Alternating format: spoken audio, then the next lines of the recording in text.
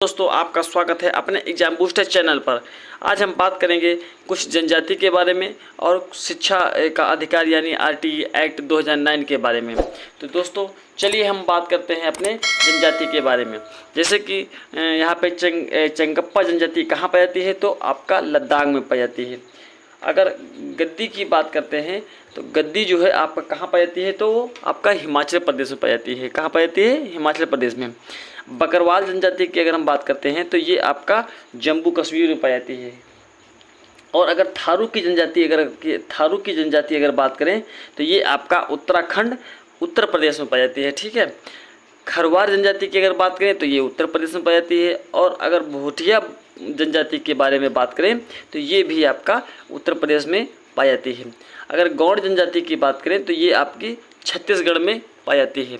दोस्तों आपको बता दें कि ये जो गौड़ जनजाति है ये भारत में सबसे बड़ी जनजाति है। क्या है? जो गौड़ जनजाति है यह भारत में सबसे बड़ी जनजाति है। गौड़ जाति सबसे बड़ी जनजाति है। कोरवा जनजाति ये छत्तीसगढ़ और झारखंड में पाई जाती है। अगर हम बात करें गारो खासी जयंतिया, ये तीनों जो है आपकी मेघालय में पाई जाती है। कहाँ पाई जाती हैं? आपका मेघालय में। अच्छा, कुकी की अगर बात करें हम तो ये मणिपुर में पाई जाती है। और वही लेप्चा की अगर हम बात कर लें तो ये भी जो है आपकी सिक्किम में पाई जाती है। बात करते हैं टोडा और जारवा की, तो टोडा की अगर बात करें तो ये तमिलनाडु में पाई जाती है। और जारवा की अगर हम बात करें तो ये आपका अंडमान निकोबार में पाई जाती है। वही अगर हम बात करें सहरिया जनजाति की तो ये आपकी एमपी में पाई जाती है। अगर भील की बात करें तो ये आपका राजस्थान में भी और गुजरात में भी और एमपी में भी कुछ स्थानों में पाई जाती है। संथाल की अगर हम बात करें तो ये आपकी झारखंड में पाई जाती है। उरांव की अगर हम बात करें तो ये भी आपकी झारखंड में पाई जाती है। अगर मुंडा की बात करें तो भाई ये भी झारखंड में पाई जाती है। और अगर खोंड की बात करें तो ये आपकी उड़ीसा में पाई जाती है। नागा की अगर हम बात करते हैं तो ये आपके नागालैंड और मणिपुर में पाई जाती है। वही लुसाई की अगर जनजाति बात करें तो ये आपकी मिजोरम में पाई जाती है। और वर्ली की बात करें तो ये आपका महाराष्ट्र में पाई जाती है। दोस्तों आपको बताते हैं कि जहाँ पर हमने जो है आपका इम्पोर्टेंट का जो है वो लगाया है, चिन्ह लगाया है, वहाँ पे जो है आपकी ये जनजाति बहुत ही इम्पोर्टेंट है। ठीक है। ये सभी एग्ज़ामों में पूछे जाने की जो है संभावना है पूरी। ठीक। जैसे कि आपकी चंगप्पा जनजाति है और थारू है और गौड़ है और गारो खासी जयंतिया है दोस्तों, टोंडा है और आपका कुकी है। इधर आपका लुसाई जनजाति और वर्ली जनजाति है और ये आपके भील जनजाति और संथाल और उरवा, ये इतनी जातियां दोस्तों आपको बता दें कि बहुत ही इम्पोर्टेंट है। यानी कहीं न कहीं ये इतनी जनजातियां जो है किसी न पेपर में पूछी ही गई हैं। ठीक है। एक बार नहीं, एक से दो या तीन बार पूछी गई हैं। तो यहाँ पर जो है क्या हुआ कि जनजाति आपकी ख़त्म हुई। जनजाति का चैप्टर यहाँ पे जितने भी मोस्ट इम्पॉर्टेंट जनजाति थी वो हमने करा दिया। ठीक है। अब हम बात करेंगे शिक्षा का अधिकार आरटी जिसे कहते हैं आरटीई यानी 2009। ठीक। तो अब इसके बारे में हम बात करने वाले हैं शिक्षा के अधिकार में। ये शिक्षा का अधिकार यह क्या है, जो कि ये सन 2000 में हमारी संसद में जो है 86वां संविधान संशोधन, कौन सा संविधान संशोधन? 86वां संविधान संशोधन किया गया। ठीक है। और अनुच्छेद 21A में क्या? अनुच्छेद 21A में 6 से 14 वर्ष तक के सभी बच्चों को मुफ्त अनिवार्य शिक्षा कराने का प्रावधान किया गया। आपको बता दें कि जो सन 2002 में था तो वो जो है संविधान यानी 86वां संविधान संशोधन यानी अनुच्छेद 21A में जो है 6 से 14 वर्ष के तक के सभी बच्चों को क्या शिक्षा क्या हुआ? मुफ्त शिक्षा कराई गई। ठीक। अच्छा, ये जो आरटीई एक्ट है ये कब पारित हुआ और कब लागू हुआ भाई? तो अगर पारित की हम बात करेंगे तो 4 अगस्त 2009 में ये आपका पारित हुआ। ठीक। लागू की अगर हम बात करेंगे तो 1 अप्रैल 2010 में क्या हुआ? ये लागू हो गया आरटीई एक्ट। अब अगर आरटीई एक्ट के बारे में बात करें, कुछ पॉइंट हैं जो आरटीई एक्ट ने कहा था। ठीक है। जैसे कि आरटीई एक्ट ने 2009 में जो है इन्होंने कहा कि प्राइवेट स्कूलों में कितने परसेंट सीट जो है गरीबों के लिए है, कितने परसेंट सीट गरीबों के लिए है, तो आपका बता दें 25% सीट जो है वो आपका गरीबों के लिए है। और किस एक्ट में है, तो वो आपका धारा जो है 12 में साफ साफ लिखा है कि प्राइवेट स्कूलों में जो है गरीबों के लिए कितनी परसेंट सीटें होनी चाहिए, तो 25% सीटें जो है अब अवेलेबल हैं। ठीक है, अगर हम बात करें धारा 13 के यानी एक्ट 13 में क्या क्या कहा गया है, तो उसमें कहा गया है कि प्रति व्यक्ति की फीस लेने पर शुल्क का जुर्माना देना होगा। दोस्तों अगर बता दें कि जो इस समय अगर बड़े अगर आप कोई बड़ी डिग्री कर रहे हैं या बड़े स्कूल में जा रहे हैं, तो जो डोनेशन के रूप में देना पड़ता है ना, तो वो जो है अगर किसी भी इस कॉलेज में अगर आपको डोनेशन जैसी फीस आपको कर देनी पड़े, तो उसका जो है क्या होगा, स्कूल वालों को आपका डोनेशन फीस नहीं देना है। अगर वो फीस लेते हुए पकड़े गए तो जो है उनको जुर्माना होगी, क्या होगी, जुर्माना होगी। ठीक, अब हम बात करने वाले हैं धारा 16 की। तो इसमें क्या होता है कि बच्चों को क्लास में ना तो फेल किया जाए और ना तो विद्यालय से बाहर किया जाए। दोस्तों आपको हम बता दें कि ये जो आपका धारा 16 है, तो इसमें तो जो सरकार ने की है कि सरकार ने बोली है कि बच्चों को ना तो फेल किया जाए और ना ही विद्यालय से बाहर निकाला जाए। लेकिन आपको बता दें कि ये सरकार जो किया है, तो वो तो अपने हिसाब से अच्छे से अच्छा किया है भाई। उन्होंने क्या किया, अच्छा किया, क्योंकि जो है अगर फेल कर देंगे तो क्या होगा, छोटे बच्चों का मनोबल जो है वो गिर जाएगा। लेकिन कहीं ना कहीं ये इसमें कुछ त्रुटि भी हैं। क्यों, जैसे मान लीजिए अगर बच्चे को कुछ भी नहीं आ रहा है, अगर आप उस बच्चे को पास कर दिए यानी कक्षा, ठीक है दोस्तों, वो उनको बच्चों को कभी फेल नहीं किया गया, तो दोस्तों क्या होगा कि जब बच्चे को आएगा ही कुछ नहीं और वो पास होता जाएगा, तो जो आगे यानी कक्षा 8 के बाद जो 9th में जाएगा, हाई स्कूल में जाएगा, इंटर में जाएगा, फिर उसमें आपको दिक्कत हो जाएगी। क्योंकि जब तक बच्चों की नींव नहीं मजबूत होगी तब तक बिल्डिंग खड़ी नहीं कर सकते आप। ठीक, तो कहीं ना कहीं अगर सरकार ने ये कदम उठाया है तो ठीक ही उठाया है, लेकिन कहीं ना कहीं इसमें जो है त्रुटि भी होती रहती है। अब हम बात करेंगे धारा 17 के बारे में कि धारा 17 क्या कहता है। इसमें कहता है कि बच्चों को शारीरिक दंड आप नहीं दे सकते हैं।